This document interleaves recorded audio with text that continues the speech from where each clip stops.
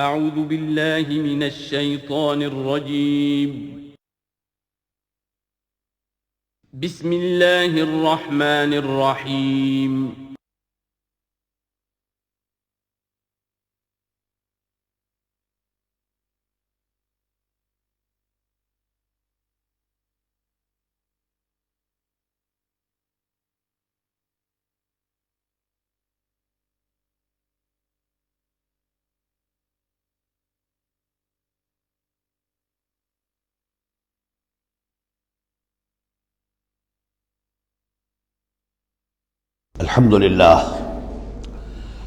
الحمدللہ وکفی والصلاة والسلام علی عبادہ الذین اصطفی، خصوصاً علی افضلہم وخاتم النبیین محمد الامین وعلی آلہ وصحبہ اجمعین. اما بعد فقد قال اللہ تبارک وتعالی کما ورد فی سورۃ النساء: اعوذ باللہ من الشیطان الرجیم بسم اللہ الرحمن الرحیم. ان المنافقین یخادعون اللہ وهو خادعهم واذا قاموا الى الصلاة قاموا کسالى یراؤون الناس ولا یذکرون اللہ الا قلیلا مذبذبین بین ذلک لا الہ ہؤلاء ولا الہ ہؤلاء ومن يضلل الله فلن تجد له سبيلا. يا أيها الذين آمنوا لا تتخذوا الكافرين أولياء من دون المؤمنين أتريدون أن تجعلوا لله عليكم سلطانا مبينا إن المنافقين في الدرك الأسفل من النار ولن تجد لهم نصيرا. صدق الله العظيم. رب اشرح لي صدري ويسر لي امري واحلل عقدة من لساني يفقهوا قولي. اللهم ربنا الهمنا رشدنا واعصمنا من شرور انفسنا. اللهم ارنا الحق حقا وارزقنا اتباعه وارنا الباطل باطلا وارزقنا اجتنابه. اللهم طهر قلوبنا من النفاق واعمالنا من الرياء والسنتنا من الكذب واعيننا من الخيانة فإنك تعلم خائنة الأعين وما تخفي الصدور. آمین یا رب العالمین. سورہ نساء کے بارے میں نے شروع ہی میں آپ سے عرض کر دیا تھا کہ اس میں سب سے زیادہ خطاب کا رخ جو ہے وہ منافقین کی طرف ہے، اگرچہ کہیں خطاب براہ راست یا ایھا الذین نافقوا کے الفاظ میں نہیں، یا ایھا الذین آمنوا، اس لیے کہ وہ بھی ایمان کے دعوے دار تھے، ایمان کے مدعی تھے، قانونی طور پر وہ بھی مسلمان تھے، مومن تھے. تو یہ طویل ترین مضمون جو ہے اب کنکلوڈ ہو رہا ہے ان آیات مبارکہ میں. ان المنافقین یخادعون اللہ، یقیناً منافق کوشش کر رہے ہیں اللہ کو دھوکہ دینے کی. یہ سورہ بقرہ کے دوسرے رکوع میں بھی آیت آئی تھی. میں نے عرض کیا تھا کہ مخادعہ باب مفاعلہ میں کسی شے کی کوشش ہوتی ہے، اس لیے کہ سامنے مقابلہ ہوتا ہے، پتہ نہیں ہوتا کون جیتے گا کون ہارے گا. لیکن یہاں اللہ کی طرف سے وَهُوَ خَادِعُهُمْ، اور یہ خادع جو ہے یہ ثلاثی مجرد سے اس میں فاعل ہے، اور یہ آتا ہے نہایت زوردار تاکید کے لیے، اللہ ان کو دھوکہ دے کر رہے گا. یعنی یہ کہ اللہ نے ان کو جو ڈھیل دی ہوئی ہے وہ سمجھ رہے ہیں کہ ہم کامیاب ہو رہے ہیں، ہمارے اوپر ابھی تک کوئی آنچ نہیں آئی، کوئی پکڑ نہیں ہوئی، کوئی گرفت نہیں ہوئی، ہم دونوں طرف سے بچے ہوئے ہیں. اس حوالے سے وہ اپنی اس ڈھیل کی وجہ سے بڑھتے چلے جا رہے ہیں، بڑھتے چلے جا رہے ہیں، بڑھتے چلے جا رہے ہیں. اور یہی در حقیقت اللہ کی طرف سے گویا کہ ان کو دھوکہ ہے جو دیا جا رہا ہے کہ وہ سمجھ رہے ہیں کہ ہم کامیاب ہیں. وَإِذَا قَامُوا إِلَى الصَّلَاةِ قَامُوا كُسَالَىٰ، اور جب وہ کھڑے ہوتے ہیں نماز کے لیے، یہ نماز کی طرف، تو کھڑے ہوتے ہیں بڑی کسل مندی کے ساتھ. یہاں ذرا نوٹ کر لیجئے کہ قامہ جو ہے، قامہ یقوم، یہ آتا ہے کھڑے ہونے کے لیے، قائم اس سے اس میں فاعل ہے. لیکن جیسے انگریزی زبان میں آپ کو معلوم ہے کہ ورب کے بعد پریپوزیشنز کی تبدیلی سے بڑے بڑے مفہوم بدل جاتے ہیں. انگریزی میں ٹو گیو ایک خاص مصدر ہے، ٹو گیو اپ، اب زمین و آسمان کا فرق ہو گیا. ٹو گیو ان بالکل ہی الٹی بات ہو گئی. عربی میں اتنا فرق نہیں ہوتا، لیکن پھر بھی ظاہر بات ہے کہ جو پریپوزیشنز چینج ہوتی ہیں تو فرق پڑتا ہے۔ اسی لیے میں نے کہا تھا قام اعلیٰ الرجال قوامون علی النساء، اس میں حاکم ہونا، سربراہ ہونا، کسی کے حکم کا نافذ ہونا۔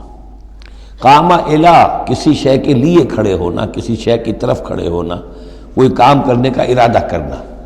وَإِذَا قَامُوا إِلَى الصَّلَاةِ قَامُوا كُسَالَىٰ، جب کھڑے ہوتے ہیں نماز کی طرف تو صاف نظر آ جاتا ہے کہ طبیعت میں بشاشت نہیں ہے، طبیعت میں آمادگی نہیں ہے، مجبوراً چونکہ اپنے آپ کو مسلمان ظاہر کرنا ہے لہذا کھڑے ہو رہے ہیں۔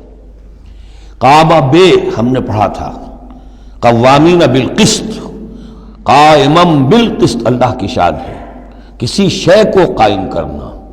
تو اس طریقے سے یہ جو الفاظ ہوتے ہیں ان کے ساتھ پریپوزیشنز کی چینج سے، یہ ہمارے ہاں عربی میں اس کو جو حروف جار کہتے ہیں، ان کے اضافے سے بہت اضافی معنی پیدا ہو جاتے ہیں۔ یراؤن الناس ولا یذکرون اللہ الا قلیلا، وہ لوگوں کو صرف دکھانے کے لیے کھڑے ہوتے ہیں، اور حقیقت میں جو ذکر الہی جو نماز کا اصل مقصد ہے، اقیم الصلاۃ لذکری، وہ انہیں نہیں حاصل ہوتا مگر بہت تھوڑا سا، کسی وقت کوئی واقعتاً اس بے دھیانی میں بھی ہو سکتا ہے کوئی آیت جو ہے وہ بجلی کے کڑکے کی طرح کڑک کر اور ان کے شعور کے اوپر کچھ نہ کچھ اثرات پیدا کر دے، الا قلیلا، بہت ہی شاذ۔ مذبذبین بین ذالک، یہ اس کے مابین مذبذب ہو کر رہ گئے ہیں، کفر کی طرف یا ایمان کی طرف، یکسو نہیں ہو رہے۔ اس لیے بار بار حضرت ابراہیم کے ساتھ اور حضرت ابراہیم کے تذکرے کے ساتھ حنیف کا لفظ آتا ہے، یکسو ہو جاؤ۔ دنیا میں کفر پر بھی انسان یکسو ہو تو کم سے کم دنیا بن جائے گی اس کی، لیکن یہ کہ اصل میں اگر دنیا اور آخرت دونوں بنانے ہیں تو پھر ایمان کے ساتھ یکسو ہونا ضروری ہے۔ لیکن جو بیچ میں رہیں گے ادھر کے نہ ادھر کے، تو ان کے لیے تو خسرت دنیا والآخرہ، ان کے لیے دنیا اور آخرت دونوں کا گھاٹا اور نقصان ہے۔ لا الہ الا ولا الہ الا، نہ تو یہ ان کی جانب ہے نہ ان کی جانب ہے، نہ ان کے ساتھ یکسو ہیں نہ ان کے ساتھ یکسو ہیں، نہ اہل ایمان کے ساتھ مخلص ہیں نہ اہل کفر کے ساتھ مخلص ہیں۔ وَمَن يُضْلِلِ اللَّهُ فَلَن تَجِدَ سَبِيلًا، اور جسے اللہ ہی نے گمراہ کر دیا ہو، یعنی جس کی گمراہی پر اللہ کی طرف سے مہر تصدیق ثبت ہو چکی ہے، پھر اب اس کے لیے فَلَن تَجِدَ لَهُ سَبِيلًا، اس کے لیے اب کوئی راستہ نہ پاؤ گے۔ یا ایھا الذین آمنوا لا تتخذوا الکافرین اولیاء من دون المؤمنین، یہ مضمون پہلے بھی آ چکا ہے۔ یہ بھی ایک نفاق کی علامت ہے کہ اہل ایمان کو چھوڑ کر کافروں کے ساتھ دوستیوں کی پینگیں بڑھائی جائیں۔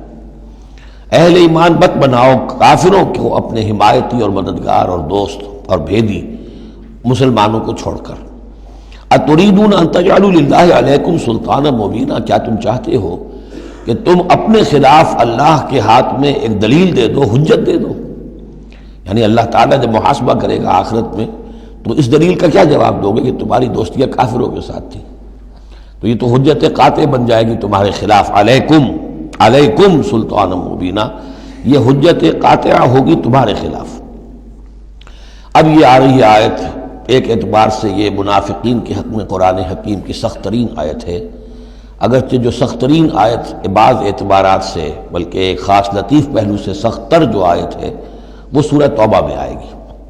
یہ دو صورتیں ہیں اصل میں طویل صورتوں میں سے، سورہ توبہ اور سورہ نساء، جس میں کہ نفاق کا مضمون سب سے زیادہ تفصیل کے ساتھ آیا۔ ان المنافقین فی الدرک الاسفل من النار، یقیناً منافق آگ کے سب سے نچلے طبقے میں ہوں گے۔ ولن تجد لہم نصیرا، اور تم نہ پاؤ گے ان کے لیے کوئی مددگار۔ الا الذین تابوا، اصل میں منافقت کا آخری پردہ جو چاک ہوگا وہ ہوگا سورہ توبہ میں، گویا کہ سن 9 ہجری میں جا کر۔ ابھی یہ ہم سن 4 ہجری کے آس پاس ہیں، اس حوالے سے ذرا ابھی فصل ہے، تو ابھی ان کے لیے ایک رعایت رکھی ہے کہ توبہ کا دروازہ تمہارے لیے ابھی کھلا ہے۔ الا الذین تابوا واصلحوا، اب بھی اگر سوائے ان کے جو توبہ کریں اور اصلاح کر لیں، واعتصموا باللہ، اور اللہ سے چمٹ جائیں، یکسو ہو جائیں، ایک ہی طرف کے ہو جائیں، کونوا ربانیین، اللہ والے بن جائیں، شیطان سے پینگیں نہ بڑھائیں، شیطان کے ایجنٹوں سے اپنی دوستیاں نہ کریں، یکسو ہو جائیں اور اپنے آپ کو اس کے ساتھ وابستہ کر دیں ہر چہ باد آباد۔ اب یہ کشتی جو ہے ایمان کی اور اسلام کی، اگر یہ تیرتی ہے تو ہم تیریں گے، اور خدا نہ خواستہ اس کے لیے کوئی حادثہ ہے تو ہم بھی اس حادثے میں شامل ہو گئے۔ وَأَخْلَصُوا دِينَهُمْ لِلَّهِ، یہ ہے بہت اہم اصطلاح کہ وَإِن تَابُوا إِلَّا الَّذِينَ تَابُوا وَأَصْلَحُوا وَاعْتَصَمُوا بِاللَّهِ وَأَخْلَصُوا دِينَهُمْ لِلَّهِ، اپنی اطاعت کل کی کل اللہ کے لیے کر لیں، مخلص کر لیں۔ یہ نہ ہو کہ زندگی کے کچھ حصے میں اطاعت اللہ کی ہو رہی ہے، کچھ حصے میں کسی اور کی ہو رہی ہے۔ کیا کریں جی، یہ معاملہ تو رواج کا ہے، کیا کریں، اگرچہ ہے تو غلط شریعت کی روح سے، لیکن برادری کا رواج ہے، برادری کو چھوڑ تو نہیں سکتے۔ معلوم ہو آپ نے اپنی اطاعت کے حصے جو ہیں علیحدہ کر لیے، یہ حصہ جو ہے برادری کی اطاعت میں جائے گا، یہ حصہ اللہ کی اطاعت میں جائے گا۔ اطاعت جب تک کل کی کل اللہ کی نہ ہو، جیسے سورہ بقرہ میں ہم نے پڑھا تھا قاتلوا حتی لا تکون فتنۃ ویکون الدین للہ، دین ہو جائے پورا اللہ کے لیے۔ تو ایک تو اجتماعی سطح پر دین اللہ کے لیے ہو جائے، یعنی اسلامی ریاست قائم ہو جائے، پورا اسلامی قانون ہو، پورا اسلامی نظام ہو۔ اگر یہ نہیں ہے تو ایک شخص انفرادی سطح پر تو اپنی اطاعت تو خالص کر لے اللہ کے لیے، تو یہ تو انفرادی گویا کہ توحید عملی ہے۔ فاولئک مع المؤمنین، تو یہ لوگ پھر اہل ایمان میں شامل ہو جائیں گے۔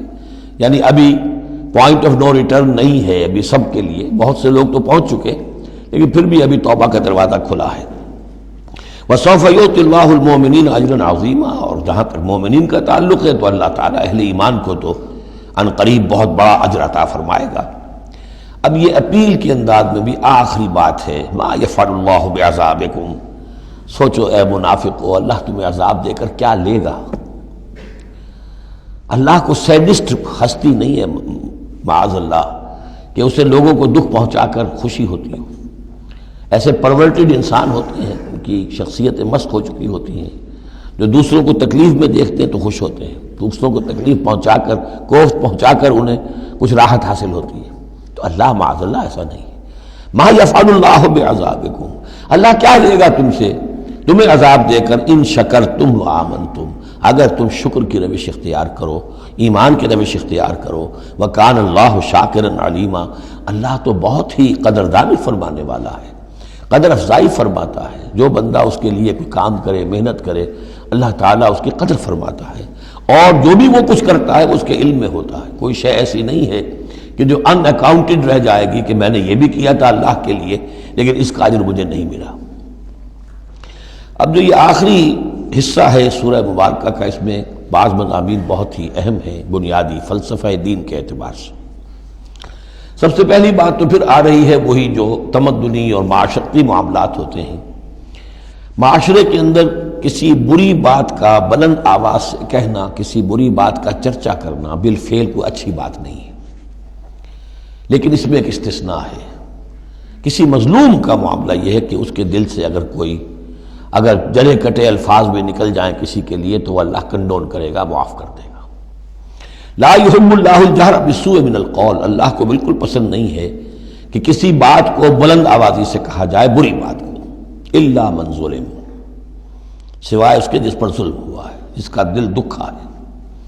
ابھی حال ہی میں نے جمعے میں وہ شعر سنائے تھے کہ فارسی زبان کا ایک شعر ہے، بترسز آہ مظلومہ، کہ ہنگام دعا کردن اجابت از در حق بہر استقبال می آید۔ مظلوموں کی آہوں سے ڈرو کہ جب ان کی زبان سے کوئی بد دعا نکل جاتی ہے تو اس دعا کی قبولیت جو ہے وہ خود استقبال کرنے کے لیے آتی ہے عرش سے، اللہ تعالیٰ کی طرف سے۔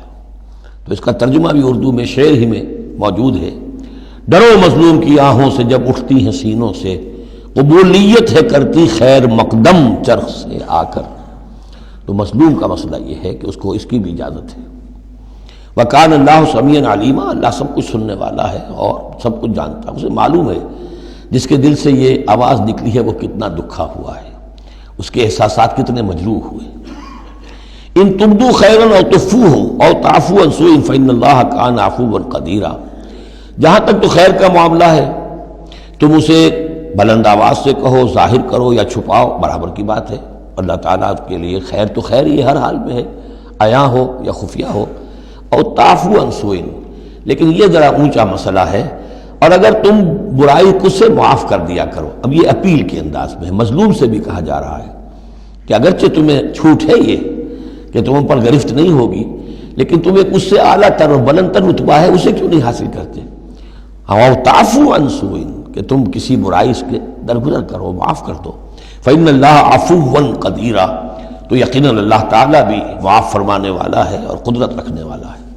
انسان تو بسا اوقات معاف کرنے پر مجبور بھی ہو جاتا ہے، اس لیے کہ بدلہ لینے کی قدرت نہیں رکھتا۔ اللہ تو مقتدر ہے، قدیر ہے، وہ تو جو چاہے فوراً جو ہے دیر اینڈ دین حساب چکا دے، لیکن نہیں، پھر بھی وہ اس کے باوجود وہ معاف فرماتا ہے۔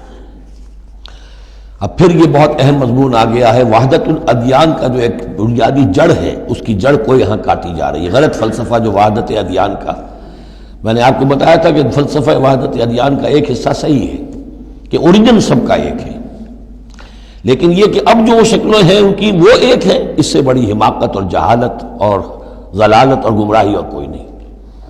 اب یہ کانٹے کی بات بتائی جا رہی ہے کہ اصل میں دین میں جس چیز کی وجہ سے غلطی پیدا ہوتی ہے وہ کیا ہے؟ اللہ اور رسولوں میں تفریق پیدا کر دینا۔ ایک ہے رسولوں میں تفریق کرنا، ایک رسول کو ماننا ایک کو نہ ماننا، ایک ہے اللہ کو علیحدہ کر دینا، رسول کو علیحدہ کر دینا۔ یہ جہالت ہے جو فتنہ انکار حدیث میں، فتنہ انکار سنت میں، اور یہ کہ بس اہل قرآن جو اپنے آپ کو سمجھتے ہیں کہ رسول کا کام تھا قرآن پہنچا دینا، اللہ اللہ خیر صلی اللہ۔ اب اصل معاملہ ہمارا اور اللہ کا ہے، اللہ کی کتاب ہے، ہم بھی سمجھتے ہیں، عربی زبان میں ہے، ہم اس کو خود سمجھیں گے، خود اس پر عمل کریں گے۔ باقی رسول نے اپنے زمانے میں مسلمانوں کو اس کی جو تشریح سمجھائی تھی، ٹھیک ہے، اس وقت انہوں نے قبول کر لی، لیکن رسول کی تشریح جو ہے وہ دائمی نہیں ہے، دائمی شے صرف قرآن ہے، گویا کہ اللہ کو اور رسول کو جدا کر دیا۔ وہ بات یہاں آ رہی ہے، ان الذین یکفرون باللہ ورسلہ، یقیناً وہ لوگ جو کفر کرتے ہیں اللہ کا اور اس کے رسولوں کا، وَيُرِيدُونَ أَن يُفَرِّقُوا بَيْنَ اللَّهِ وَرُسُلِهِ، اور وہ چاہتے ہیں کہ تفریق کر دیں اللہ کے اور اس کے رسولوں کے مابین۔ یہ دین الہی بھی یہی تھا کہ بس اللہ کا دین سمجھو، رسول سے کیا نسبت ہے؟ جب رسول کی نسبت ہو جائے گا یہ دین مسیح ہے، یہ دین موسیٰ ہے، یہ دین عیسیٰ ہے، یہ دین فلاں ہے، اگر رسولوں کا یہ فیکٹر جو ہے جو ڈفرینشیٹنگ فیکٹر ہے نکال دیا جائے تو اللہ تو سب کا کامن ہے، تو دین الہی ہو گیا۔ ان الذین یکفرون باللہ ورسلہ ویریدون ان یفرقوا بین اللہ ورسلہ ویقولون نؤمن ببعض ونکفر ببعض، اور وہ یہ کہتے ہیں کہ ہم کچھ کو مانیں گے کچھ کو نہیں مانیں گے، یعنی اللہ کو مانیں گے، رسولوں کا ماننا ضروری نہیں ہے، اللہ کی کتاب کو مانیں گے، رسول کی سنت کا ماننا کوئی ضروری نہیں۔ وَيُرِيدُونَ أَن يَتَّخِذُوا بَيْنَ ذَلِكَ سَبِيلًا، اور وہ چاہتے ہیں کہ اس کے بین ایک راستہ نکال لیں، اللہ کو ایک طرف کر دیں، رسول کو ایک طرف کر دیں۔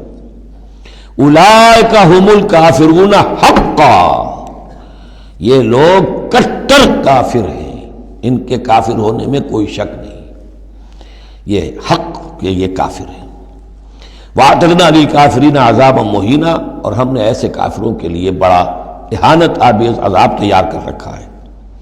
وَالَّذِينَ آمَنُوا بِاللَّهِ وَرُسُلِهِ، اور جو لوگ ایمان رکھتے ہیں اللہ پر اور اس کے رسولوں پر، وَلَمْ يُفَرِّقُوا بَيْنَ أَحَدٍ مِّنْهُمْ، اور انہوں نے ان میں سے کسی کے مابین کوئی تفریق نہیں کی، نہ اللہ کو رسول سے جدا کیا، نہ رسول کو رسول سے جدا کیا۔ ہم تو سب کو مانتے ہیں، لا نفرق بین احد من رسلی، ان کو بھی مانتے ہیں جن کے نام قرآن مجید میں آ گئے ہیں، اور مانتے ہیں کہ اور بھی بے شمار آئے ہوں گے، یقین کے ساتھ نہیں کہہ سکتے، تعین کے ساتھ نہیں کہہ سکتے، یہ معلوم ہے اور بھی بہت نبی آئے ہیں، کسی پرٹیکولر پرسن کے بارے میں یقین کے ساتھ نہیں کہہ سکتے، یہ یقین سے کہہ سکتے ہیں کہ بے شمار نبی اور بھی آئے، رسول اور بھی آئے۔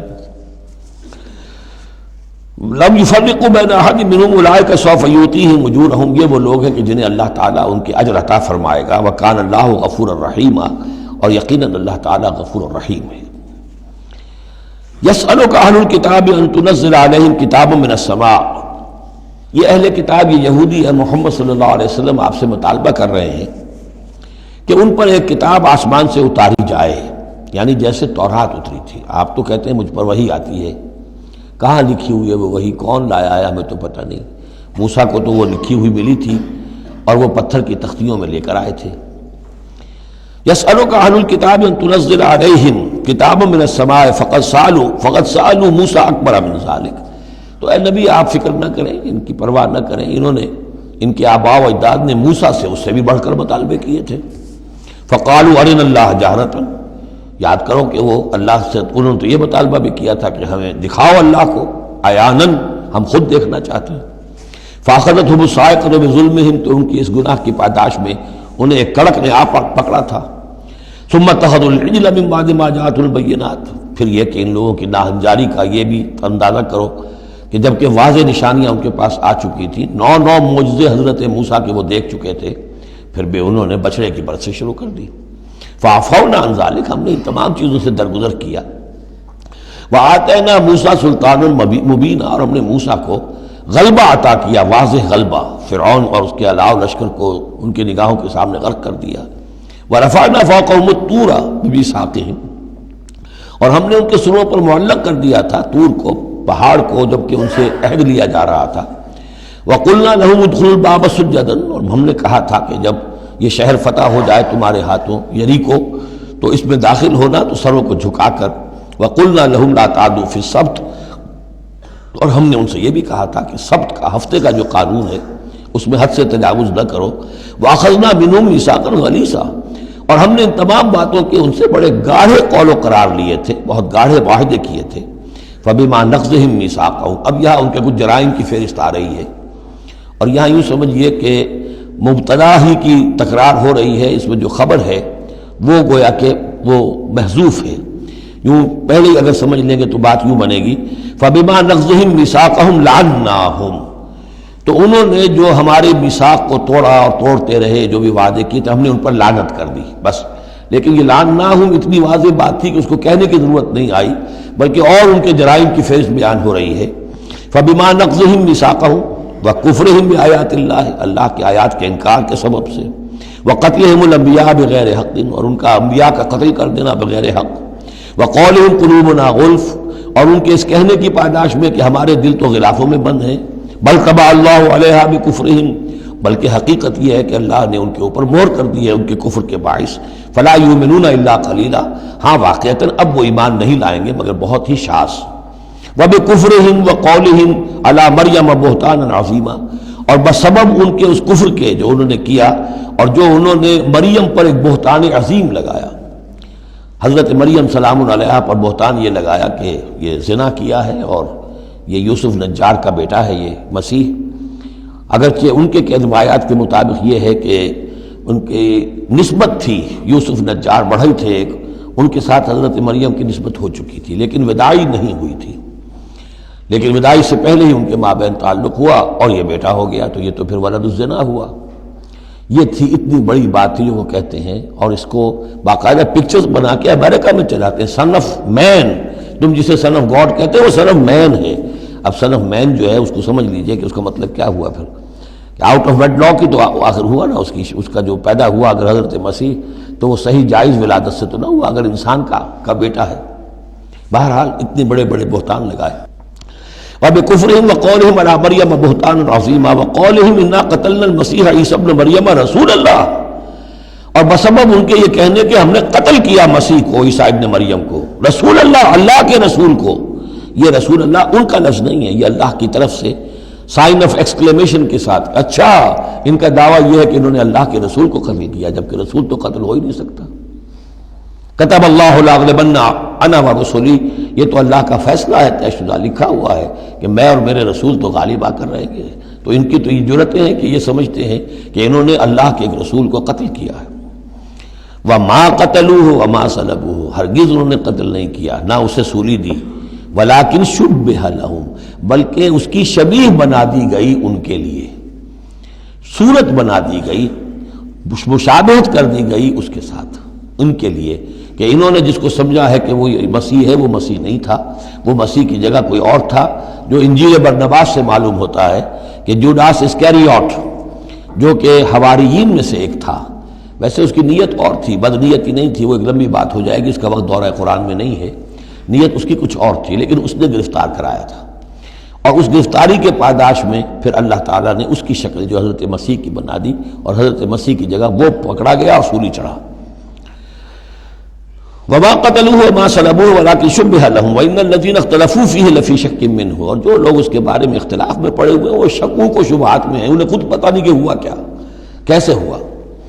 ما لهم به من علم، ان کے پاس اس کے ضمن میں کوئی علم نہیں ہے، الا اتباع الظن، سوائے اس کے کہ اٹکل پچو کے تیر چلاتے ہیں۔ وما قتلوه یقینا، یہ بات یقینی ہے کہ اسے قتل نہیں کیا گیا، وہ قتل نہیں ہوا، وہ صلیب نہیں دیا گیا علیہ الصلاۃ والسلام، بل رفع اللہ الیہ، بلکہ اللہ نے اسے اٹھا لیا اپنی طرف، وَكَانَ اللَّهُ عَزِيزًا حَكِيمًا، اور اللہ تعالیٰ زبردست ہے، کمال حکمت والا۔ اس کی تفصیل میں آپ کو پہلے بتا چکا ہوں کہ کیا شکل پیش آئی تھی اس باغ میں جہاں حضرت مسیح اپنے حواریین کے ساتھ روپوش تھے، جو کہ تفصیل انجیل برنباس میں ہے۔ وَإِن مِّنْ أَهْلِ الْكِتَابِ إِلَّا لَيُؤْمِنَنَّ بِهِ قَبْلَ مَوْتِهِ، اور نہیں رہے گا اہل کتاب میں سے کوئی بھی مگر اس پر ایمان لا کر رہے گا اس کی موت سے قبل۔ یعنی حضرت مسیح مرے نہیں ہیں، زندہ ہیں، وہ دوبارہ آئیں گے، اور دوبارہ جب آئیں گے تو اہل کتاب میں سے کوئی شخص نہیں رہے گا جو ان پر ایمان نہ لے آئے۔ وَيَوْمَ الْقِيَامَةِ يَكُونُ عَلَيْهِمْ شَهِيدًا، اور قیامت کے دن وہی ان کے خلاف گواہ بن کر کھڑا ہوگا۔ یہ خلاف گواہی وہی آ گئی جو ہم نے پڑھا تھا 41ویں آیت میں، فَكَيْفَ إِذَا جِئْنَا مِنْ كُلِّ أُمَّةٍ بِشَهِيدٍ وَجِئْنَا بِكَ عَلَىٰ هَٰؤُلَاءِ شَهِيدًا۔ ہر نبی کو اپنی قوم کے خلاف گواہی دینی، لہذا حضرت مسیح علیہ السلام اپنی اس قوم، اپنی امت کے خلاف گواہی دیں گے۔ فَبِظُلْمٍ مِّنَ الَّذِينَ هَادُوا حَرَّمْنَا عَلَيْهِمْ طَيِّبَاتٍ أُحِلَّتْ لَهُمْ۔ تو اللہ تعالیٰ کی ایک سنت یہ بھی ہے کہ کوئی قوم اگر کسی معاملے میں حد سے گزرتی ہے تو اس کو سزا کی ایک شکل یہ بھی ہوتی ہے کہ حلال چیزوں سے بھی محروم کر دیا جائے، حرام کر دی جائیں۔ تو ان لوگوں نے جنہوں نے یہودیت اختیار کی، ان کی اسی غلط روش کے باعث حرمنا علیہم طیبات، ہم نے بعض پاکیزہ چیزیں بھی ان پر حرام کر دیں، احلت لہم، جو کہ اصلاً ان کے لیے حلال تھیں۔ جیسے کہ حضرت یعقوب علیہ السلام نے اگر اونٹ کا گوشت کھانا چھوڑ دیا تھا تو اللہ تعالیٰ تورات میں فرما دیتے کہ بھئی یہ حرام نہیں ہے، یہ تو اسرائیل نے، حضرت یعقوب نے خود کر لیا تھا، اللہ نے کہا اچھا ٹھیک ہے، ان کی جو ہے یہ سزا رہے، ان پر جو تنگی ہے وہ رہے۔ وَبِصَدِّهِمْ عَنْ سَبِيلِ اللَّهِ كَثِيرًا، اور بسبب ان کے اللہ کے راستے سے رکنے اور روکنے کے، اللہ کے راستے سے رکتے بھی ہیں، روکتے بھی ہیں، تو اس کی وجہ سے اللہ تعالیٰ نے ان کو سزا کے طور پر بعض حلال چیزوں سے بھی محروم رکھا۔ وَأَخْذِهِمُ الرِّبَا، اور پھر ان کے جرائم کی فہرست میں یہ بھی ہے کہ ان کا سود کھانا، وَقَدْ نُهُوا عَنْهُ، اور یہ کہ ان سے روک دیے گئے تھے۔ سود ان کی شریعت میں حرام ہے، آج بھی حرام ہے، لیکن وہ یہ سمجھتے ہیں کہ سود کا لین دین یہودیوں کا آپس میں حرام ہے، کوئی یہودی دوسرے یہودی سے سودی لین دین نہیں کرے گا۔ لیکن جنٹائلز کے لیے تو ان کا عام قاعدہ یہ ہے، گوئمز اینڈ جنٹائلز، ان کے لیے ہم پر لیس علینا فی الامیین سبیل، ہم پر کوئی گرفت ہے ہی نہیں، کوئی ذمہ داری ہے ہی نہیں، ہم جیسے چاہیں کریں، لوٹیں کھسوٹیں، جس طرح چاہیں دھوکہ دیں، اور تو ظاہر بات ہے سود میں تو پھر کوئی قباحت رہی نہیں۔ وَأَخْذِهِمُ الرِّبَا وَقَدْ نُهُوا عَنْهُ وَأَكْلِهِمْ أَمْوَالَ النَّاسِ بِالْبَاطِلِ، اور بسبب ان کے لوگوں کے مال ناحق ہڑپ کرنے کے، وَأَعْتَدْنَا لِلْكَافِرِينَ مِنْهُمْ عَذَابًا أَلِيمًا، اور ان میں سے جو کافر ہیں جنہوں نے اب کفر کی بھی روش اختیار کر لی ہے، ان کے لیے ہم نے بہت دردناک عذاب تیار کر رکھا ہے۔ لَٰكِنِ الرَّاسِخُونَ فِي الْعِلْمِ مِنْهُمْ وَالْمُؤْمِنُونَ، لیکن جو لوگ ان میں سے پختہ علم والے ہیں، جیسے عبداللہ ابن سلام رضی اللہ تعالی عنہ، اور اہل ایمان جو ہے، جو محمد پر ایمان لائے ہیں صلی اللہ علیہ وسلم، یؤمنون بما انزل الیک وما انزل من قبلک، وہ تو ایمان رکھتے ہیں اس پر بھی جو اے نبی آپ کی طرف نازل کیا گیا، اور اس پر بھی کہ جو آپ سے پہلے نازل کیا گیا۔ والمقیمین الصلاۃ، وہ تو نماز کے قائم کرنے والے ہیں، والموتون الزکاۃ، اور زکوٰۃ کی ادا کرنے والے ہیں، والمؤمنون باللہ والیوم الآخر، اور ایمان رکھنے والے ہیں اللہ پر بھی اور یوم آخر پر بھی۔ اولئک سنؤتیہم اجرا عظیما، یہ وہ لوگ ہیں کہ جنہیں ہم اجر عظیم عطا فرمائیں گے۔ یہاں بھی آپ دیکھ رہے ہیں کہ ابھی تھوڑی سی گنجائش رکھی جا رہی ہے کہ اہل کتاب میں سے بھی اگر کوئی ایلیمنٹ ہے، کوئی کہیں کونے کھجرے میں پڑا ہوا جس کے اندر فطرت جو ہے ابھی کچھ موجود ہے، سلامتی کسی درجے میں ہے، تو جس طریقے سے بھی ہو، یعنی بچا کھچا بھی اگر اس کان میں کوئی ہیرے کا ٹکڑا پڑا ہوا تو وہ بھی نکل آئے، بجائے اس کے کہ ابھی آخری دروازہ بند کر دیا جائے۔ تو نہ آخری دروازہ ابھی بند کیا منافقین پر اور نہ ان پر کیا۔ لیکن الراسخون فی العلم منہم، اب ان میں سے اشارہ کر دیا گیا کہ ان میں سے بھی کچھ ہو سکتے ہیں، باقی اہل ایمان کی روش تو یہ ہے ہی، والمؤمنون یؤمنون بما انزل الیک وما انزل من قبلک والمقیمین الصلاۃ والمؤتون الزکاۃ والمؤمنون باللہ والیوم الآخر اولئک سنؤتیہم اجرا عظیما۔ اب جو مقام آ رہا ہے یہ 23ویں رکوع کے شروع میں، یہ ان چند مقامات میں سے قرآن کے جس میں کہ انبیاء اور رسولوں کے ناموں کا گلدستہ آیا ہے۔ مثلا یہاں آپ دیکھیں گے پے بپے بہت سے انبیاء اور رسول کا نام لیے گئے، پھر ان میں سے بعض کی جو اضافی اور شانیں ہیں ان کا بیان کیا گیا، اور پھر بڑی اہم آیت فلسفہ قرآن کے اعتبار سے آگے آئے گی کہ نبوت کا بنیادی مقصد کیا ہے۔ نبوت کا بنیادی مقصد، فلسفہ نبوت، اساسی فلسفہ نبوت۔ انا اوحینا الیک کما اوحینا الی نوح، اے نبی ہم نے آپ کی جانب بھی وحی کی ہے جیسے کہ ہم نے نوح کی طرف وحی کی تھی، والنبیین من بعدہ، اور ان کے بعد بہت سے انبیاء پر کی تھی، حضرت شیس علیہ السلام وہ بھی حضرت نوح علیہ السلام، بلکہ یہ تو حضرت نوح سے بھی پہلے کے لوگ ہیں شیس جو ہیں۔ اوحینا الی نوح والنبیین من بعدہ واوحینا الی ابراہیم واسماعیل واسحاق ویعقوب والاسباط، اور ہم نے وحی کی ابراہیم کی طرف، اسماعیل کی طرف، اسحاق کی طرف، یعقوب کی طرف اور ان کی اولاد کی طرف، وعیسیٰ وایوب ویونس وہارون وسلیمان، اور عیسیٰ کی جانب اور ایوب کی جانب اور یونس کی جانب اور ہارون کی جانب اور سلیمان کی جانب، وآتینا داؤد الزبورا، اور داؤد کو تو ہم نے زبور جیسی کتاب عطا فرمائی، ورسلا قد قصصناہم علیک من قبل، ایسے بھی بہت سے رسولوں کو ہم نے بھیجا، یا وہی ہم نے ان کی جانب کی بھیجے ایسے رسول کہ جن کا ہم اس سے پہلے آپ کے سامنے تذکرہ کر چکے ہیں، ورسلا لم نقصصہم علیک، اور ایسے بھی بہت سے رسول ہیں کہ جن کے حالات ہم نے آپ کے سامنے بیان نہیں کیے۔ پوری دنیا کی تاریخ بیان کرنا تو قرآن مجید کا مقصد نہیں ہے، یہ تو کتاب ہدایت ہے، تاریخ کی کتاب نہیں ہے۔ وَكَلَّمَ اللَّهُ مُوسَىٰ تَكْلِيمًا، اور خاص اب شان جو حضرت موسیٰ علیہ السلام کی امتیازی شان ہے، اور موسیٰ سے تو کلام کیا اللہ نے جیسے کہ کلام کیا جاتا ہے، بس صرف یہ ہے کہ من ورائے حجاب تھا، پردے کے پیچھے سے تھا دو بدو کلام۔ اب وہ آیت آ رہی ہے کہ یہ رسول کس لیے بھیجے گئے، رسلا مبشرین و منذرین، یہ رسول بھیجے گئے بشارت دینے والے بنا کر اور خبردار کرنے والے بنا کر، لئلا یکون للناس علی اللہ حجۃ بعد الرسل، تاکہ نہ رہ جائے لوگوں کے حق میں، للناس نام نوٹ کیجئے، علی اللہ اللہ کے مقابلے میں کوئی حجت کوئی دلیل رسولوں کے آنے کے بعد، وکان اللہ عزیزا حکیما، اور اللہ تعالیٰ زبردست ہے لیکن ساتھ ہی حکمت والا ہے۔ اب اس کو سمجھیے کہ جب ہم یہ کہتے ہیں کہ قیامت کے دن اللہ تعالیٰ حساب لے گا اور امتحان ہوگا، امتحان سے پھر نتائج نکلیں گے ہمارے کہ کون پاس ہوا کون فیل ہوا، لیکن امتحان لیا جاتا ہے کچھ پڑھا کر، کیا پڑھایا ہمیں، جانچا جاتا ہے کسی کو کچھ دے کر، کسی بچے کو آپ دیجئے 10 روپے، پھر آپ دیکھیے اس کا میلان طبع کیا ہے، ٹافی کی دکان کی طرف بھاگتا ہے یا کوئی کسی کتابوں کی دکان کی طرف بھاگتا ہے، پتہ چل جائے گا اس کا رجحان کیا ہے۔ کچھ دے کر آزماتے ہیں نا، کچھ پڑھا کر امتحان لیتے ہیں، تو ہمیں کیا پڑھایا ہے، کیا دیا ہے، اس میں ہے جو قرآن مجید کا بنیادی فلسفہ ہے کہ اللہ تعالیٰ نے انسان کو سمع، بصر، عقل، 3 بڑی چیزیں دی، پھر اللہ تعالیٰ نے انسان کے اندر روح ودیت کی اور نفس انسانی میں خیر اور شر کا علم ودیت کر دیا ہے۔ اب آئندہ کوئی وحی نہ آئے تب بھی ہر انسان جو ہے ان باتوں کی بنا پر اکاؤنٹیبل ہے۔ ہم نے تمہارے اندر تمیز رکھ دی تھی یہ نیکی ہے یہ بدی ہے، تم بدی کی طرف کیوں گئے؟ تو گویا کہ کوئی نبی نہ آتا، کوئی کتاب نہ آتی، کوئی رسول نہ آتا، تب بھی اللہ تعالیٰ کی طرف سے محاسبہ ناحق نہیں تھا، اس لیے کہ وہ بنیادی چیزیں اللہ تعالیٰ دے چکا ہے۔ البتہ اتمام حجت کرتا ہے اللہ۔ اب یہ نوٹ کیجئے، حجت کیا ہے؟ حجت تو عقل ہے جو اللہ نے ہمیں دے رکھی ہے۔ ان السمع والبصر والفؤاد کل اولئک کان عنہ مسئولا، اس کی بنیاد پر مسئولیت ہے۔ اور یہ کہ نفس ونفس وما سواہا فالہمہا فجورہا وتقواہا، اس کے اندر نیکی اور بدی کی تمیز ودیت کر دی ہے، پھر تمہیں روح پھونکی ہے۔ ان سب چیزوں کی بنا پر تم اکاؤنٹیبل ہو، کوئی نبی آتا یا نہ آتا، یہ حجت اللہ کی تم پر قائم ہے۔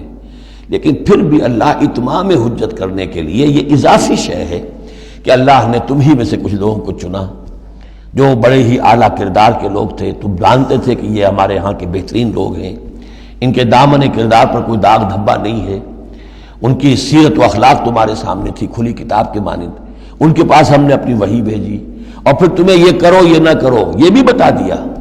ایگزامینیشن میڈ ایزی بھی ہو گیا تمہارے لیے، اس امتحان کو ہم نے اتنا آسان کر دیا تاکہ اب کسی کے پاس کوئی عذر باقی نہ رہ جائے، کوئی جو ہے یہ پلیڈ نہ کر سکے کہ میں تو اگنورنس کے پلیڈ کرے کہ میں تو اگنورنٹ تھا، مجھے معلوم نہیں تھا۔ جب رسول آ گئے تو اب کوئی عذر باقی نہیں رہا۔ رسول سے پہلے پھر بھی کوئی شخص کہہ سکتا ہے پروردگار میں ایسے ماحول میں پیدا ہو گیا تھا، وہاں سب کے سب اسی رنگ میں رنگے ہوئے تھے، پروردگار میں اپنے 2 وقت کی روٹی کے دھندے میں ایسا لگا رہا کہ مجھے کبھی ہوش ہی نہیں آئی کہ میں سوچتا، لیکن جب رسول آ جاتے ہیں اور رسولوں کے آنے کے بعد حق مبرہن ہو جاتا ہے اور حق و باطل کے درمیان امتیاز بالکل واضح طور پر قائم ہو جاتا ہے، پھر کوئی عذر باقی نہیں رہتا، کوئی حجت پیش کرنے کے لیے لوگوں کے جانب سے اللہ کے سامنے اللہ کے محاسبے کے مقابلے میں باقی نہیں رہتی۔ تو یہ اتمام حجت ہے، اللہ کی طرف سے حجت کا اتمام۔ رسولم مبشرین، اور کر کیا سکتے ہیں رسول؟ نہ کسی کو زبردستی ہدایت پر لا سکتے ہیں، ظاہر بات ہے کسی کو گمراہ کرنا تو پیش نظر ہے ہی نہیں، لیکن کسی کو زبردستی ہدایت پہ نہیں لا سکتے۔ ہاں جن کے اپنے اندر کی یہ چیزیں جاگ جائیں گی، متوجہ ہو جائیں گے، اپنے باطن کی حقیقتوں کی طرف دیکھیں گے اور پھر یہ کہ نبی کی بات سنیں گے، اس سے فائدہ اٹھائیں گے، سیدھے راستے پر چلیں گے، ان کے لیے مبشر ہوں گے، بشارت، فراح و ریحان و جنت نعیم۔ اور جو لوگ یہ ہے کہ اس کے بعد بھی اپنی غلط ہی راستوں پر چلتے رہیں گے، تعصب میں، ہٹ دھرمی میں، ضد میں، مفادات میں، چودراہٹوں کی وجہ سے، ان کو خبردار کریں گے کہ اب تمہارے لیے بدترین انجام جو ہے جہنم تیار ہے۔ تو رسولوں کا بنیادی فنکشن یہی ہے، تبشیر اور انذار، مبشرین و منذرین۔ کس لیے؟ لے اللہ یکونا، تاکہ نہ رہ جائے، للناس، لوگوں کے پاس، لوگوں کے حق میں، اللہ، اللہ کے مقابلے میں، یعنی اللہ کی حجت، اللہ کے محاسبے کے مقابلے میں، حجت، کوئی حجت، کوئی عذر، کوئی بہانہ باقی نہ رہے بعد الرسل، رسولوں کے آنے کے بعد۔ وکان اللہ عزیز حکیمہ، اللہ عزیز ہے، بغیر رسولوں کے بھی محاسبہ کرے، اختیار اس کا مطلق ہے، حکیم ہے، اس نے یہ نظام بنایا ہے اپنے محاسبہ اخروی کے لیے۔ اب اس میں البتہ ایک بات اور نوٹ کر دیجئے، یہ بڑی تفصیل سے میں نے یہ چیزیں لکھی ہوئی ہیں اپنی ایک کتاب میں، نبی اکرم صلی اللہ علیہ وسلم کا مقصد بعثت، کہ ایک بنیادی مقصد ہے رسالت کا، وہ تو یہ ہے، اور ایک تکمیلی مقصد ہے رسالت کا جو محمد الرسول اللہ پر جا کر کامل ہوا ہے صلی اللہ علیہ وسلم، وہ ہے لِيُظْهِرَهُ عَلَى الدِّينِ كُلِّهِ۔ انہوں نے بھی کام شروع کیا یہیں سے، یا ایھا النبی انا ارسلناک شاہدا ومبشرا ونذیرا وداعیا الی اللہ باذنہ وسراجا منیرا۔ بنیادی حیثیت تو وہی آپ کی بھی وہی ہے، لیکن اس کے اوپر تکمیلی حیثیت کیا ہے؟ هو الذی ارسل رسولہ بالہدی ودین الحق لیظہرہ علی الدین کلہ۔ یہ آپ کی امتیازی شان ہے۔ لیکن اللہ یشہد بما انزل الیک انزلہ بعلمہ، اللہ تعالیٰ اس پر گواہ ہے کہ جو کچھ اس نے نازل کیا ہے نبی آپ کی طرف، وہ اس نے علم کیا ہے، اس نے نازل کیا اپنے علم سے۔ والملائکۃ، اور فرشتے اس پر گواہ ہیں، یشہدون۔ وکفیٰ باللہ شہیدا، اور ویسے تو اللہ تنہا بھی گواہ کے لیے، گواہ ہونے کے اعتبار سے کافی ہے۔ ان الذین کفروا وصدوا عن سبیل اللہ قد ضلوا ضلالا بعیدا۔ اب محمد کے آنے کے بعد صلی اللہ علیہ وسلم پھر بھی جو لوگ کفر پر اڑے رہے اور رکے رہے اور روکتے رہے اللہ کے راستے سے دوسروں کو، وہ تو پھر بہک گئے ہیں، بھٹک گئے ہیں، ضلالا بعیدا، اور یہ اپنے بھٹکنے میں اور بہکنے میں، گمراہی میں بہت دور نکل گئے۔ ان الذین کفروا وظلموا لم یکن اللہ لیغفر لهم۔ اب یہ لوگ جنہوں نے کفر کیا ہے، جو اڑ گئے ہیں کفر پر اور جو اس شرک پر اور ناحق جو راستہ ہے اس کے اوپر جم گئے ہیں، لم یکن اللہ لیغفر لهم، اب اللہ کا یہ طریقہ نہیں ہوگا کہ انہیں معاف کر دے، اللہ انہیں اب ہرگز بخشنے والا نہیں ہے۔ ولا لیہدیہم طریقہ، اور نہ یہ کہ انہیں کسی راستے کی ہدایت دے، الا طریقہ جہنم، سوائے ایک راستے کے، اور وہ جہنم کا راستہ ہے۔ اب تو وہی کھلی ہوئی ہے شاہراہ، اسی پر یہ بگٹر دوڑتے رہیں، خالدین فیہا، وہ اس میں ہمیشہ ہمیش رہیں گے، ابدا، ہمیشہ ہمیش۔ وکان ذلک علی اللہ یسیرا، اور یہ اللہ پر بہت آسان ہے۔ دیکھیے اس کو مقابلے میں لائیے، ما یفعل اللہ بعذابکم، اللہ کیا کرے گا تمہیں عذاب دے کر، لیکن اس سے یہ نہ سمجھے کہ اللہ عذاب نہیں دے گا۔ یقیناً اللہ سیڈسٹ نہیں ہے، یقیناً اللہ کو عذاب دے کر خوشی نہیں ہوگی، لیکن یہ کہ اس کا ایک ضابطہ ہے، اس کا ایک قانون ہے، اسی پر اس نے دنیا بنائی ہے، لہذا اس کے مطابق وہ عمل تو کرے گا۔ اور یہ اس پر کوئی بھاری گزرنے والی بات نہیں ہے کہ اپنی ہی مخلوق کو، اس لیے کہ بعض ملن قسم کے صوفی جو ہیں وہ یہ بھی کہتے ہیں کہ یہ اللہ بڑا رحیم ہے، اب کیا وہ اپنی مخلوق کو جہنم میں جھونک دے گا؟ یہ تو ایسے ڈراوے کے لیے، ذرا سیدھا کرنے کے لیے، جیسے بچوں کو ڈانٹ دیتا ہے باپ ہو ماں ہو، میں تیرا قیمہ کر دوں گی، تو کوئی کیا قیمہ کر دے گی کوئی ماں اپنے بچے کا؟ لیکن یہ تو اصل میں صرف ڈراوا ہے اور کچھ نہیں، لیکن یہ بات صحیح نہیں ہے۔ اسی لیے اللہ تعالیٰ کہتا ہے کہ کان ذالک علی اللہ یسیرا، اللہ کے لیے یہ بہت آسان ہے، بہت ہلکی بات ہے اس کے لیے۔ یا ایھا الناس، اب یوں سمجھیے کہ کنکلوڈنگ حصہ جو ہے سورہ مبارکہ کا، یا ایھا الناس قد جاءکم الرسول بالحق من ربکم فآمنوا خیرا لکم. اس عبارت میں جو زور ہے میں نے کوشش کی ہے کہ میں اسے اپنی آواز کے ذریعے سے واضح کروں. اے لوگوں تمہارے پاس آ چکا ہے رسول حق کے ساتھ، یعنی اب تم یہ نہیں کہہ سکو گے کہ رسول نہیں آیا ہمیں پتہ نہیں تھا. You won't be able to plead ignorance. یہ نہیں کہہ سکتے کہ ہمیں معلوم نہیں تھا، ہم پر بات کھولی نہیں گئی، ہم پر بات واضح نہیں ہوئی. یہ بہانہ ختم ہو گیا محمد کے آنے کے بعد. یا ایھا الناس قد جاءکم الرسول بالحق من ربکم فآمنوا خیرا لکم. ایمان لے آؤ یہی تمہارے لیے بہتر ہے، بلکہ صحیح ترجمہ ہوگا اسی میں تمہاری خیریت ہے. وَإِن تَكْفُرُوا فَإِنَّ لِلَّهِ مَا فِي السَّمَاوَاتِ وَالْأَرْضِ. اور کفر پر اڑے رہو گے تو اللہ تعالیٰ کا کیا بگاڑ لوگے؟ آسمانوں اور زمین میں جو کچھ ہے وہ اللہ ہی کا ہے. وَكَانَ اللَّهُ عَلِيمًا حَكِيمًا. اللہ علیم ہے حکیم ہے. یا اہل الکتاب لا تغلوا فی دینکم. اے کتاب والو اپنے دین میں غلو نہ کرو. ولا تقولوا علی اللہ الا الحق. اور اللہ کی طرف کوئی شے منسوب نہ کرو سوائے اس کے جو درست ہو اور حق ہو. جھوٹ بولنا ہے تو بازی بارش بابا ہم بازی. جھوٹ بولنا ہے خود بولو. خدا پر جھوٹ جڑنا اللہ نے یہ کہا، یہ تو گویا کہ یوں سمجھیے کہ بازی بارش بابا ہم بازی والی بات ہو گئی. لا تقولوا علی اللہ الا الحق انما المسیح عیسی ابن مریم رسول اللہ. دیکھو مسیح عیسیٰ ابن مریم اللہ کے رسول تھے، یہ حیثیت ان کی ہے. الوہیت میں کوئی حصہ نہیں ہے، وہ خدا کے بیٹے نہیں ہیں، رسول اللہ ہے. وَكَلِمَتُهُ أَلْقَاهَا إِلَىٰ مَرْيَمَ. اور اس کا ایک کلمہ ہے کہ جو اس نے ڈالا مریم پر، یعنی مریم کی رحم میں جو حمل ہوا ہے حضرت عیسیٰ کا وہ اللہ کے کلمہ کن کی طرف فعل ہوا ہے. ایک جو فزیکل جو بھی حصے ہیں کسی عمل کے، اب کسی بھی انسان کی ولادت میں ایک حصہ باپ کا ہے ایک حصہ ماں کا ہے، لیکن حضرت مسیح علیہ السلام کی ولادت میں ماں والا حصہ تو پورا موجود ہے. حمل ہوا ہے 9 مہینے آپ اپنے رحم میں رہیں حضرت مریم سلام علیہا کے، لیکن یہ کہ باپ والا حصہ نہیں ہے. تو اللہ تعالیٰ کے ہاں جہاں پر بھی کوئی اس طرح کا لنک جو ہے جو میٹیریل لنکس ہیں جو وہ اگر کہیں ٹوٹا ہے تو کن اللہ کا ایک کن جو ہے اللہ کا ایک امر وہ وہاں پر کفایت کرتا ہے. اس معنی میں اللہ تعالیٰ کے کلمے ہیں. کلمتہ القاہا الی مریم اور روح منہ. اور ایک خاص روح ہے اللہ کی طرف سے، یعنی روح تو ویسے سب کی اللہ کی طرف سے ہے، لیکن یہ کہ روحوں کے بڑے اونچے مراتب بھی ہیں. ایک روح محمدی ہے جس کو ہم عام طور پر ہمارے علماء نور محمدی کہتے ہیں. وہ نور محمدی کیا ہے؟ روح محمدی. اس لیے کہ روح جو ہے نورانی شے ہے. ملائکہ بھی نور سے پیدا ہوئے ہیں اور انسانی جو ارواح ہے وہ بھی نور سے پیدا ہوئی ہیں. جنات نار سے پیدا ہوئے ہیں. حیوانات اور انسان کا بھی حیوانی جسم جو ہے یہ مٹی اور پانی سے پیدا ہوا ہے. سیدھی بات ہے. تو چونکہ ارواح جو ہے نورانیہ ہے تو وہ نور تو ہے. تو حضور کی نور، حضور کی روح اس کی اپنی شان ہے. حضرت عیسیٰ کی نور کا نور اور ان کی روح ان کی اپنی شان. روح منہ فآمنوا باللہ ورسولہ. پس ایمان لاؤ اللہ پر اور اس کے رسولوں پر. ولا تقولوا ثلاثہ. اور دیکھو تثلیث کا عقیدہ مت گھڑو. یہ نہ کہو کہ تین ایک میں تین میں ایک، الوہیت تین میں ہو گئی، تین اقنوم ہے. انتہوا خیرا لکم. باز آ جاؤ اسی میں تمہاری خیریت ہے.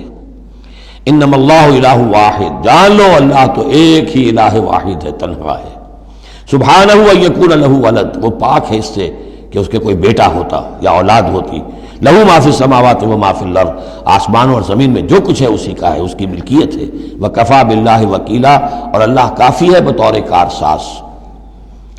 لن یستنکف المسیح ان یکون عبدا للہ. مسیح کو تو اس میں ہرگز کوئی عار نہیں ہے کہ اس کو کہا جائے کہ وہ اللہ کا بندہ ہے. اس کو تو اللہ کے بندہ ہونے میں اسے اپنی شان محسوس ہوگی. جب ہم کہتے ہیں وَنَشْهَدُ أَنَّ مُحَمَّدًا عَبْدُهُ وَرَسُولُهُ تو یہ عبدیت کی شان تو اور بلند و بالا ہے، رسالت سے بھی اوپر ہے. یہ ایک علیحدہ مسئلہ ہے، پھر کبھی اس کو بیان کروں گا. تو لن یستنکف المسیح ان یکون عبدا للہ. یہ کوئی بات ان کے لیے کوئی عار کی نہیں ہے کہ وہ اللہ کے بندے ہوں. بل الملائکۃ المقربون. اور نہ ہی جو ملائکہ مقربین ہیں انہیں اس میں کوئی عار ہے کہ انہیں اللہ کا بندہ سمجھا جائے. سب بندے ہیں. وَمَن يَسْتَنْكِفْ عَنْ عِبَادَتِهِ وَيَسْتَكْبِرْ. اور جو کوئی بھی آر سمجھے گا اللہ کی بندگی میں اور استکبار کرے گا، تکبر کرے گا، فَسَيَحْشُرُهُمْ إِلَيْهِ جَمِيعًا، تو پھر اللہ تعالیٰ ان سب کو اپنے پاس لے آئے گا، جمع کرے گا۔ فَأَمَّا الَّذِينَ آمَنُوا وَعَمِلُوا الصَّالِحَاتِ، تو جو لوگ ایمان لائے ہوئے ہوں گے اور جنہوں نے نیک عمل کیے ہوں گے، فَيُوَفِّيهِمْ أُجُورَهُمْ، تو انہیں ان کے پورے پورے اجر دے گا، پورے پورے، وَيَزِيدُهُمْ مِنْ فَضْلِهِ، اور خاص اپنے فضل سے انہیں مزید دے گا، بونس بھی دے گا۔ آپ کو آخری جو ٹپ کر دیتے ہیں کسی کو، کسی نے کام کیا اچھا کیا ہے تو اسے انعام دیتے ہیں، اپنے فضل سے اور نوازے گا۔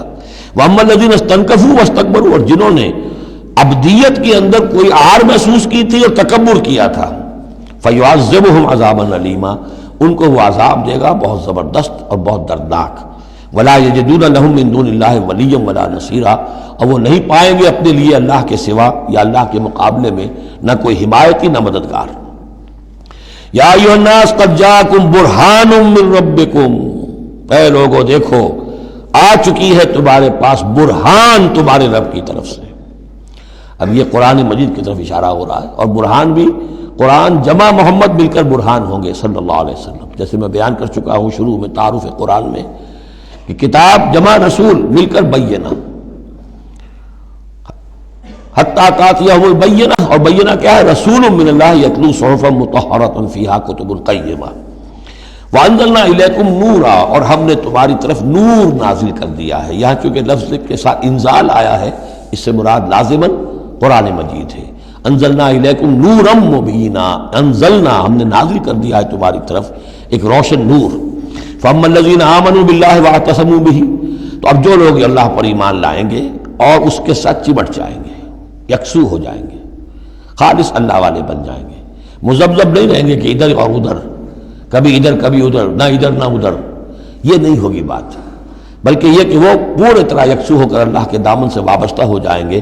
فَسَيُدْخِلُهُمْ فِي رَحْمَةٍ مِّنْهُ وَفَضْلٍ، انہیں وہ داخل کرے گا اپنی رحمت اور فضل میں، وَيَهْدِيهِمْ إِلَيْهِ صِرَاطًا مُسْتَقِيمًا، اور پھر یہ کہ انہیں چلائے گا صراط مستقیم پر جو اس تک لے آئے گی، وہ صراط مستقیم یہدیہم الیہ، اپنی طرف ہدایت دے گا سہج سہج رفتہ رفتہ، الہ اپنے پاس اپنے خاص فضل و کرم کی جوار رحمت میں لے آئے گا، صراطا مستقیما، سیدھے راستے پر چلا کر۔ اب یہ جو ہے آخری ایک آیت رہ گئی ہے، پھر یہ استفتاء ہے۔ قانون وراثت میں جو ایک لفظ آیا تھا کلالہ، اور کلالہ کے بارے میں آیا تھا کہ اس کے اگر بہن بھائی ہوں تو ان کی وراثت کا حکم یہ ہے، وہ لوگوں پر واضح نہیں ہو سکا تھا، جیسے کہ خواتین کے بارے میں بعض اور مسائل واضح نہیں ہو سکے تھے۔ تو یستفتونک، اے نبی یہ آپ سے فتویٰ مانگ رہے ہیں، وضاحت چاہ رہے ہیں۔ قل اللہ یفتیکم فی الکلالہ، کہو کہ اللہ تعالیٰ تمہیں کلالہ کے بارے میں مزید وضاحت دے رہا ہے، فتویٰ دے رہا ہے، حکم بتا رہا ہے۔ ان امرؤ ہلک لیس لہ ولد ولہ اخت، اگر کوئی شخص مر گیا، فوت ہو گیا اور اس کا کوئی اولاد نہیں ہے، اور کلالہ اس کو کہتے ہیں اولاد بھی نہ ہو والدین بھی نہ ہو، ولہ اخت، اور اس کی ہو ایک بہن، فلہا نصف ما ترک، تو ایسے ہی جیسے ایک بیٹی ہو تو اسے آدھا ملے گا، تو اس کے مطابق اس کو آدھا مل جائے گا۔ وَهُوَ يَرِثُهَا إِن لَّمْ يَكُن لَّهَا وَلَدٌ، اور کلالہ اگر عورت تھی اور اس کے کوئی اولاد نہیں، کوئی والدین نہیں، تو اس کا پورا وارث اس کا بھائی بن جائے گا، پھر پوری جو اس کی دولت ہے، اس کی وراثت اس کے بھائی کو چلی جائے گی۔ وَإِن كَانَتْ اثْنَتَيْنِ فَلَهُمَا الثُّلُثَانِ مِمَّا تَرَكَ، اور اگر وہ بہنیں جو ہیں وہ دو سے زائد ہو یا دو ہو تو 2/3 میں وہ شریک ہو جائیں گے۔ وَإِن كَانُوا إِخْوَةً رِجَالًا وَنِسَاءً، اور بہن بھائی ہوں بہت سے، فَلِلذَّكَرِ مِثْلُ حَظِّ الْأُنثَيَيْنِ، تو پھر وہ اصلی قاعدہ جو ہے کہ مرد کے لیے 2 عورتوں کے برابر حصہ ہو جائے گا، بھائی کو بہنوں سے ڈبل ملے گا۔ یعنی یوں سمجھ لیجئے کہ وہ جو حکم وہاں تھا بیان کیا گیا وہ اخیافی بہن بھائیوں کا تھا۔ اخیافی بہن بھائی وہ ہوتے تھے عرب میں کہ ماں ایک ہو باپ علیحدہ ہو، ان کا چونکہ خاص مسئلہ ہوتا تھا اس لیے بیان کر دیا۔ باقی عینی اور اللاتی، ماں باپ دونوں ایک ہو، اور یا یہ کہ مائیں علیحدہ ہو باپ ایک ہو، تو ان کا وہی قانون ہوگا کہ جو بیٹا بیٹی کا ہے، کہ جس طریقے سے کہ بیٹا اور بیٹی میں جس نسبت سے وراثت تقسیم ہوتی ہے ایسے ہی ان بہن بھائیوں میں ہوگی۔ یہ ہے یبین اللہ لکم ان تضلوا، اللہ واضح کیے دیتا ہے تمہارے لیے مبادا تم گمراہ ہو جاؤ، واللہ بکل شیء علیم، اور اللہ ہر چیز کا علم رکھتا ہے۔ سورہ نساء مکمل ہوئی، اب اللہ کا نام لے کر اس گروپ کی جو آخری صورت ہے۔ اور یہ نوٹ کر لیجئے کہ جو ہمارا منزلوں کا میں نے نظام آپ کو بتایا تھا، پہلی منزل ختم ہو گئی ہے، یہ سورہ مائدہ سے المنزل 2 یہ شروع ہو رہی ہے، المنزل 2 دوسری منزل شروع ہو گئی. لیکن جو مکی اور مدنی صورتوں کے گروپ ہیں وہ ابھی ختم نہیں ہوا. پہلا وہ تو یہ کہ مکی صورت سورہ فاتحہ، مدنی کا ایک گروپ البقرہ اور آل عمران، دوسرا گروپ النساء اور المائدہ. المائدہ مل کر پھر جا کر جو گروپ ہے مکی مدنی کا وہ ختم ہوگا جبکہ مائدہ ختم ہوگی. سورہ مائدہ کا بھی تقریباً اسلوب وہی ہے کہ جو سورہ نساء کا ہے، لیکن یہ کہ یہاں زیادہ جو زور ہے وہ اہل کتاب پر ہے. جیسا کہ میں نے آپ کو بتایا تھا کہ یہ جو گروپ ہے پہلا ان صورتوں کا، اس کے 2 مضامین ہیں بنیادی. ایک شریعت اسلامی، شریعت اسلامی کا بلو پرنٹ ابتدائی خاکہ جو ہے وہ سورہ بقرہ میں، تکمیلی احکام اب اس میں آئیں گے.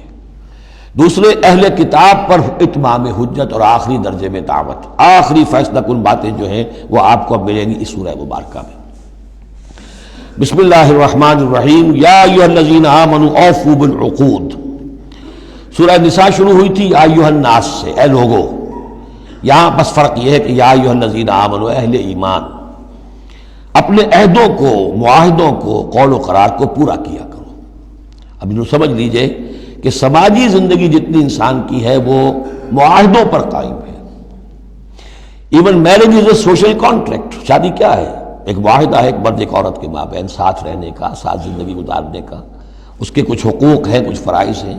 بیوی کے حقوق، شوہر اور اس کے فرائض، اور شوہر کے حقوق اور اس کے فرائض. معاہدہ ہے. بڑے بڑے کاروبار جو ہیں وہ معاہدوں کی شکل میں ہوتے ہیں، تو معاہدہ ہے. اور بھی سوشل کانٹریکٹس ہیں کہ جو ہمارے ہاں employer employee relationship is a contract. یا جو سیاسی نظام ہے، عہدے ہیں، مناصب ہیں، ان کی ذمہ داریاں ہیں، ان کے پریولیجز ہیں، یہ آپ کی ذمہ داریاں ہیں، یہ آپ کے اختیارات ہیں. تو ایک ہی شے اگر پوری ہو جائے، اوفوا بالعقود، جو بھی عقد ہو. عقد کہتے ہیں گرہ کو، عقدہ کہتے ہیں، عقدہ گرہ. عقد ہے کوئی چیز بند گئی، بس طے ہو گئی، فیصلہ ہو گیا، وہ عقود ہے. احلت لکم بہیمۃ الانعام الا ما یتلی علیکم. تمہارے لیے تمام جو مویشی کی نوعیت کے حیوانات ہیں وہ حلال کر دیے گئے، ان کا گوشت کھانا، سوائے اس کے جو تمہیں پڑھ کر سنائے جاتے ہیں. یعنی ان میں خنزیر ہے وہ حرام ہے، اور مردار اگر ہے تو حرام ہے، وغیرہ وغیرہ، وہ بعد میں آ جائے گا.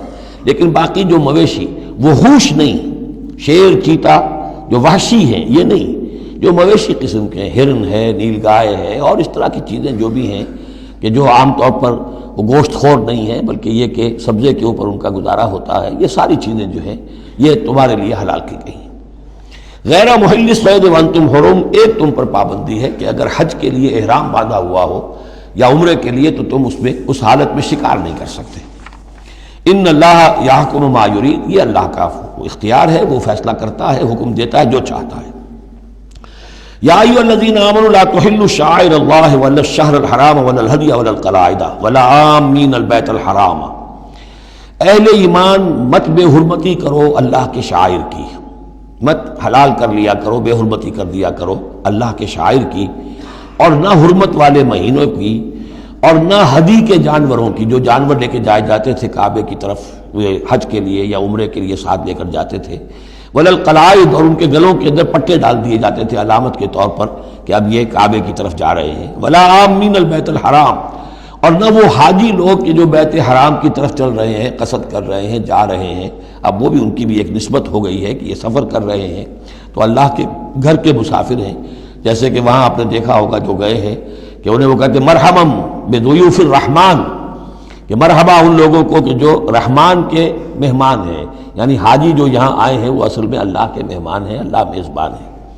تو اب ان کے لیے یہ ہے کہ ان کی بے حرمتی نہ ہو، حتیٰ کہ عزت نہ ہو. یبتغون فضلا من ربہم ورضوانا. یہ سب جو ہیں اللہ تعالیٰ کی فضل کی اور اس کے اپنے رب کے رضوان کی تلاش میں ہیں، اس کی کوشش میں جا رہے ہیں. وَإِذَا حَلَلْتُمْ فَاصْطَادُوا. ہاں جب تم احرام کھول دو، حلال ہو جاؤ. تو یہ حلال ہو جانا ایک اصطلاح ہے جب کہ احرام کھل گیا. فَاصْطَادُوا. پھر تم شکار کرو، تمہیں کھلی چھوٹ ہے. ساری پابندیاں احرام کی حالت کی ہیں. وَلَا يَجْرِمَنَّكُمْ شَنَآنُ قَوْمٍ أَن صَدُّوكُمْ عَنِ الْمَسْجِدِ الْحَرَامِ أَن تَعْتَدُوا. اور دیکھنا تمہیں آمادہ نہ کر دے کسی قوم کی دشمنی کہ انہوں نے تمہیں روکے رکھا تھا مسجد حرام سے کہ تم بھی زیادتی کرو. یعنی انہوں نے تمہیں روکے رکھا 7 برس تک، 6 برس تک، اور تمہیں یہاں قریب نہیں آنے دیا. اب ایسا نہ ہو کہ اس کے بدلے میں تم کو زیادتی کرو، زیادتی مت کرو۔ ولا یجرمنکم شنآن قوم، تمہیں آمادہ نہ کر دے کسی قوم کی دشمنی، اور دشمنی کس وجہ سے؟ ان صدوکم عن المسجد الحرام، کہ انہوں نے تمہیں روکے رکھا مسجد حرام سے، ان تعتدوا، کہ تم زیادتی کرنے لگو، وتعاونوا علی البر والتقوی، نیکی کے کاموں پر اور تقوی کے کاموں پر تعاون کیا کرو، ولا تعاونوا علی الاثم والعدوان، اور اسم، گناہ اور عدوان، ظلم اور زیادتی کے کاموں میں تعاون مت کرو، واتقوا اللہ ان اللہ شدید العقاب، اللہ کا تقوی اختیار کرو، یقیناً اللہ تعالیٰ سزا دینے میں بہت سخت ہے۔ دیکھیے انداز بالکل وہی ہے جو سورہ نساء کا ہے، وہی معاشرتی معاملات، اس کے بارے میں بنیادی اصول۔ اب یہاں پہ پھر وہ آ رہی ہے آخری مرتبہ یہ آیت، اور مزید وضاحت کے ساتھ، حرمت علیکم المیتۃ، تم پر حرام کیا گیا مردار، جو خود اپنی موت مر گیا جانور، وہ حرام ہو گیا، والدم، دم اور خون، ولحم الخنزیر، اور خنزیر کا گوشت، وما اہل لغیر اللہ بہ، اور جس پر پکارا گیا اللہ کے سوا کسی اور کا نام، کسی اور کے نام نامزد ہے، کسی اور کا تقرب حاصل کرنے کے لیے وہ اس کا وہ جو ہے ذبح کیا جا رہا ہے، والمنخنقۃ، اور وہ جانور جو گلا گھٹنے سے مر گیا۔ کبھی ایسا ہوتا ہے کہ کوئی بکری ہے یا کچھ اور ہے، وہ اپنی زنجیر جس میں بندھی ہوئی ہے اسی کا کوئی پھندا ایسا لگ جاتا ہے، اب وہ جتنی کوشش کرتی ہے اس پھندے سے نکلنے کی، وہ گلا گھٹ جاتا ہے، مر جاتی ہے، تو یہ بھی مردار کے حکم میں ہے۔ والموقوذۃ، یا چوٹ لگنے سے کسی جانور کی موت واقع ہو گئی، وہ بھی مردار کے حکم میں ہوگا۔ والمتردیۃ، یا اونچی جگہ سے کہیں سے کوئی جانور گرا ہے، گردن ٹوٹ گئی ہے، مر گیا ہے، وہ بھی مردار ہے۔ والنطیحۃ، کسی اور نے جانور نے سینگ مارا ہے، اس کے صدمے سے وہ ہلاک ہو گیا ہے جانور، تو وہ بھی حرام ہو گیا۔ یعنی میتہ کی مزید 4 قسمیں، یہی نہیں ہے کہ کسی بیماری سے جانور مرا ہو، لیکن یہ کہ یہ مرنے کی، ذبح ہونے کی نوبت نہیں آئی، اس کے جسم سے خون نکلنے کا امکان نہیں رہا، اس کا خون جو ہے اس کے جسم کے اندر ہی جم گیا ہے، اس کے گوشت کا حصہ بن گیا ہے، لہذا وہ مردار کے حکم میں ہے۔ وما اکل السبع الا ما ذکیتم، اور جسے کھا لیا ہو درندوں نے مگر یہ کہ جسے تم ذبح کر لو۔ فرض کیجئے کہ کسی شیر نے یا کسی چیتے نے کسی ہرن کے اوپر حملہ کیا، لیکن اس سے پہلے کہ وہ ہرن مرتا وہ شیر بھاگ گیا، آپ نے کوئی فائر کیا وہ بھاگ گیا، ابھی ہرن میں جان ہے، آپ نے جا کے ذبح کر لیا، تو وہ پھر آپ کے لیے جائز ہے، کیونکہ ابھی اس میں جان تھی، ذبح آپ نے کیا ہے، تو اب یہ کہ اس میں سے وہ خون نکل جائے گا، تو جہاں جہاں شیر کا منہ لگا ہو اس حصے کو کاٹ کر پھینک دیجئے، باقی آپ کھا سکتے ہیں۔ الا ما ذکیتم، سوائے اس کے کہ جسے تم نے ذبح کر لیا۔ وما ذبح علی النصب، اور یہ بھی تمہارے لیے حرام کیا گیا کہ تم استھانوں پہ جا کر ذبح کرو، یہ خاص جگہ ہے، یہ خاص جو ہے وہ کسی ولی اللہ کا بازار ہے، وہاں جا کے ذبح کرنا، یا کسی دیوتا یا دیوی کا کوئی استھان ہے، وہ بھی اب حرام ہو گیا۔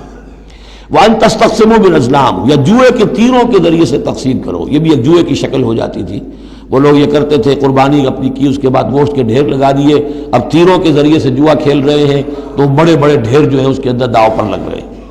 ذالکم فسق، یہ تمام چیزیں جو ہیں گناہ کے کام ہیں۔ الیوم یئس الذین کفروا من دینکم، دیکھو اب یہ کافر لوگ تمہارے دین سے مایوس ہو چکے ہیں، یعنی یہ سمجھ چکے ہیں کہ نظام تو اب اللہ ہی کا رہے گا۔ اب یہاں پر چونکہ سورہ مائدہ جیسا کہ میں نے اس کی آخری صورتوں میں سے ہے، لہذا اب انہیں یہ تو توقع نہیں ہے کہ اسلام کا راستہ روک سکیں گے، لیکن وہ یہ ضرور چاہیں گے کہ اس قسم کی چیزیں تمہارے اندر جاری رہیں، اس طرح کی چیزیں جیسے ہمارے ہاں بھی ہندوانہ اثرات چلتے رہے بہت عرصے تک، اب بھی چل رہے ہیں۔ تو الیوم یئس الذین کفروا من دینکم، تمہارے دین سے تو وہ مایوس ہو چکے ہیں کہ اب یہ دین تو انہی کا ہوگا اور ہمارا دین ختم ہوا۔ فلا تخشوہم واخشونی، تو اب ان سے مت ڈرو، مجھ سے ڈرو۔ الیوم اکملت لکم دینکم، آج کے دن میں نے تمہارے لیے تمہارے دین کی تکمیل فرما دی ہے۔ واتممت علیکم نعمتی، اور تم پر اتمام فرما دیا ہے اپنی نعمت کا۔ ورضیت لکم الاسلام دینا، اور تمہارے لیے میں نے پسند کر لیا ہے ہمیشہ ہمیشہ کے لیے میرے ہاں پسندیدہ اور مقبول دین صرف اسلام ہے۔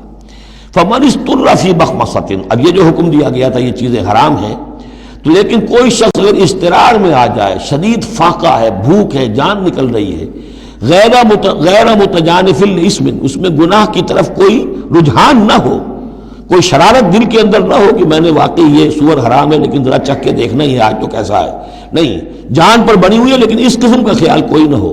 فإن اللہ غفور الرحیم، تو اللہ تعالیٰ غفور اور رحیم ہے۔ یسألونک ماذا أحل لهم، اے نبی آپ سے پوچھتے ہیں کہ ان کے لیے کیا کچھ حلال ہے۔